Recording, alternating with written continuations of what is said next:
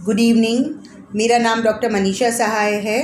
मैं उस्मानिया nephrology department में professor और हेड ऑफ डिपार्टमेंट हूँ। आज मैं आपसे किस विषय पे बात करना चाह रही हूँ। आप सब जानते होंगे कि किडनी की बीमारियाँ आजकल बहुत कॉमन हो गई है। हर किसी पेशेंट के बारे में सुनो डायलिसिस पे है या किडनी ट्रांसप्लांट करा रहे हैं। तो इसके लिए किडनी प्रॉब्लम्स की जानकारी हम सबको रहना बहुत ज़रूरी है।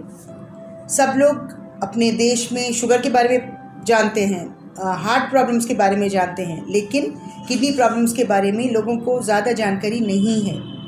किडनी प्रॉब्लम्स दो टाइप के रहते हैं, एक्यूट किडनी फेलियर नहीं तो क्रॉनिक किडनी फेलियर। अब एक्यूट मतलब टेम्पररी किडनी फेल होती है, थोड़े दिन के लिए थोड़ा डायलिसिस करना पड़ता है, फिर ठीक हो जाती है, उसको एक्यूट बोलते हैं। थोड़े लोगों को ज़िंदगी भर डायलिसिस करते रहना पड़ता है, उसको क्रॉनिक बोलते हैं या परमानेंट किडनी फेलियर बोलते हैं। अपने को दो टाइप की किडनी फेलियर की जानकारी रहना ज़रूरी है।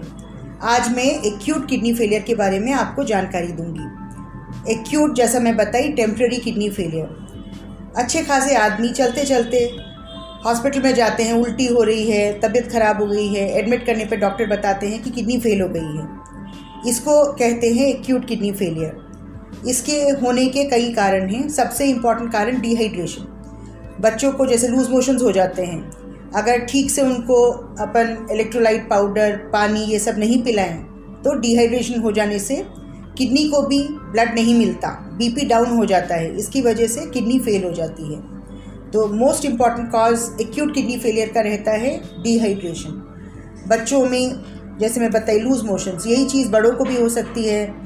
लूज मोशंस, वॉमिटिंग्स, जिससे वाटर पानी बॉडी के बाहर चला जाता है, उसकी वजह से बीपी डाउन हो जाता है, उसकी वजह से किडनी फेल हो जाती है। दूसरा important cause acute kidney failure का है मेडिसिन्स। मेडिसिन्स मतलब मेडिसिन्स हेल्थ के लिए अच्छी रहती है, बट मेडिसिन्स अगर ठीक से यूज़ नहीं की जाए तो वो किडनी को नुकसान पहुंचा सकती है। जैसा पेन किलर्स, आए दिन अपन दुकान में जाते हैं, कोई भी दर्द के लिए गोलियां खाते हैं। कई गोलियां जैसे आइबुप्रोफेन है, डाइक्लोफेनाक है, पेन किलर्स मेनली, उससे किडनी ख़राब हो जाती है।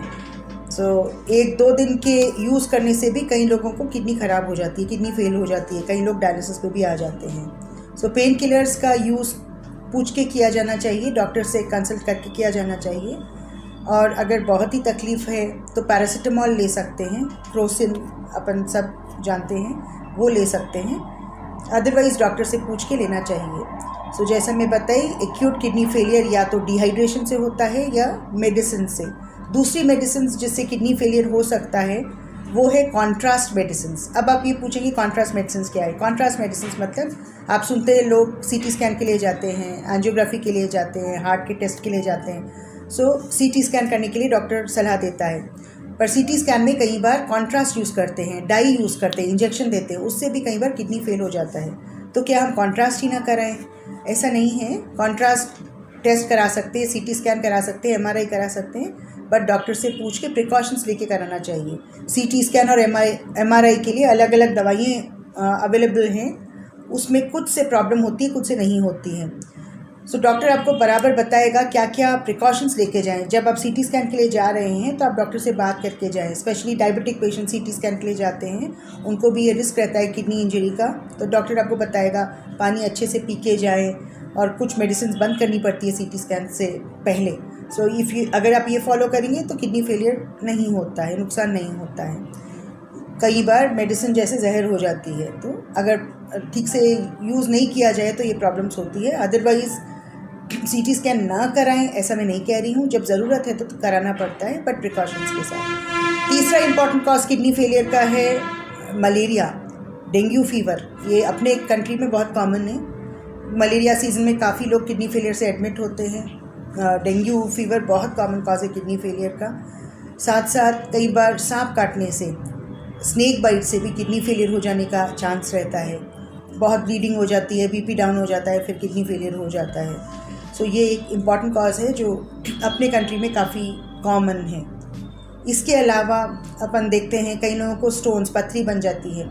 सो दोनों तरफ पथरी बन जाने से कई बार एकदम यूरिन बंद हो जाता है और किडनी फेल हो जाता है, तो ये भी बहुत इंपॉर्टेंट कॉज है। और अगर अपन ये ठीक ना कराएं तो वो परमानेंट किडनी फेलियर हो जाता है। सो जब पथरी बने इमीडिएट डॉक्टर से एडवाइस लेके या तो दवाइयाँ या तो स्टेंट डाल के पथरी को निकाल लेना चाहिए, तो किडनी सुरक्षित रहती है। सो मैं आपको 4 इंपॉर्टेंट कॉजेज़ बताई हूँ। एक तो बताई हूँ डिहाइड्रेशन, दूसरा बताई हूँ पेन किलर्स, CT स्कैन बिना प्रिकॉशन के करना, तीसरा बताई हूँ मलेरिया, डेंगू और स्नेक बाइट, और लास्ट में मैं आपको बताई हूँ पथरी की वजह से। इसके अलावा प्रेगनेंसी में कई लेडीज़ को BP आ जाता है, उसकी वजह से भी एक किडनी ख़राब होने का चांस रहता है। इसलिए प्रेगनेंसी में भी फर्स्ट मंथ से चेकअप कराना चाहिए, BP चेक करते रहना चाहिए। अगर कुछ सूजन आई तो डॉक्टर के पास जाना चाहिए, पैरों में सूजन आई तो डॉक्टर के पास जाना चाहिए। अगर ये सब करने में अपन देर कर देंगे तो इससे किडनी फेलियर होने का चांस रहता है। तो ये कुछ कारण हैं एक्यूट किडनी फेलियर के, जैसे आप समझे टेम्प्रेरी किडनी फेलियर के। सो ये सब का अपने को ध्यान रखना चाहिए। कई लोगों को एकदम यूरिन बंद हो जाता है, कई लोगों को यूरिन में ब्लड आता है, खून आता है, तो ये सिम्टम्स हैं। कई लोगों को उल्टियाँ होती है, भूख नहीं लगती है। तो ऐसा कुछ है तो डॉक्टर के पास ज़रूर जाएं, क्रिएटिनिन का चेक कराएं, यूरिन का चेक कराएं और किडनी स्कैनिंग कराएं। सो एक्यूट किडनी फेलियर में जब इसकी डायग्नोसिस होती है तब पेशेंट को दवाइयाँ दी जाती है। कई केसेस में डायलिसिस भी करना पड़ता है, बट अच्छी बात यह है एक्यूट किडनी फेलियर की कि ये पूरा ठीक हो जाता है, रिकवर हो जाता है।